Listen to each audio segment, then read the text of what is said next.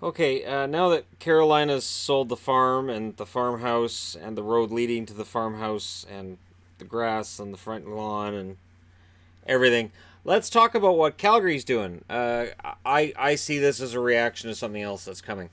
The Flames saved themselves some cap by buying out uh, Troy Brouwer. They've put him on waivers for the purpose of buying him out. Doing this at this point of the summer tells me that they're close on Noah Hanifin. They just have to free up some cap space in order to have some cap space after they sign him. With this buyout, the Calgary Flames now have 7.5 million in cap space. Cap Friendly's already got the buyout in there, done, finished. So they'll pay 1.5 million in cap penalties for the next 4 seasons as a result of this. Look for Brouwer to end up. I'm going to say St. Louis. I'm going to say he ends up signing a league minimum deal, probably back in St. Louis. Why not? The Blues have hit everything else out of the park this year. The other one that I'll be interested to watch is Vancouver. Before he signed in Calgary, the Vancouver Canucks were really after Troy Brouwer. And Benning seems like a guy that if he's made up his mind he wants a certain player, I think he'll go after him again.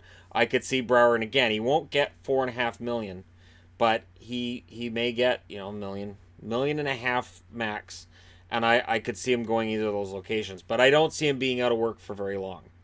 Other signing news that I've been meaning to get to, and we've just been going through traveling and then all the previews. Nick Patan signed a 1 year extension and is staying in Winnipeg for at least one more year, unless he's a rental, but I can't see it. Robert Haig in Philly gets a 2 year extension worth 1.1 million. That could end up being a huge bargain.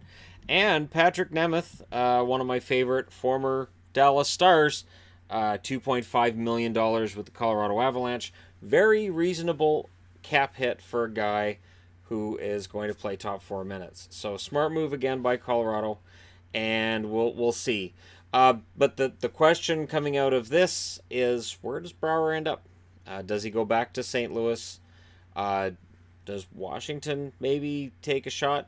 Like, if you look at teams right now, and I talked yesterday about, Toronto's got a ton of cap space too.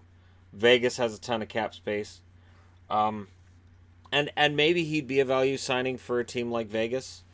I could see Colorado as well. Colorado's got 12.1 million in cap space despite the signing in Nemeth. So there are numerous places I could see Brouwer going, because as a bottom six guy, there will be some demand, some idea that maybe it just didn't work in Calgary and he'll be fine somewhere else. But let me know, where do you think Brouwer ends up? With the Spooner contract, where he's got 4 million a year for the next 2 years with the Rangers. Actually, I should touch on that before I close this up. When Ryan Spooner was traded by Boston in the Rick Nash deal, it was a deal where I think Don Sweeney had been trying to get rid of Spooner for a while. I don't think that he wanted to pay the amount of money that Spooner felt he was worth. I don't think that the Bruins were happy with the production that Spooner offered them consistently. Uh, and then he showed when he got to the Rangers he can score, and he's got some offensive upside. So Rangers fans were like, hey, this is great. But again, and then he went and then he cooled off. And that's kind of the way he is. He's very hot and cold. I didn't want to see Boston trade him in the first place, but I understood why they traded him, and I was kind of okay with it. Spooner is a decent third line center, and he will give the Rangers 40 points a year. He may give them 15, 20 goals a year. He, again, with the scoring, he may score 11. He may get 29 assists. He may get 15 and 25. But he will score roughly 40 points, and there will be nights that'll be frustrating to watch, and there will be nights that you're like, wow, this guy's so good, because that's kind of what we went through in Boston.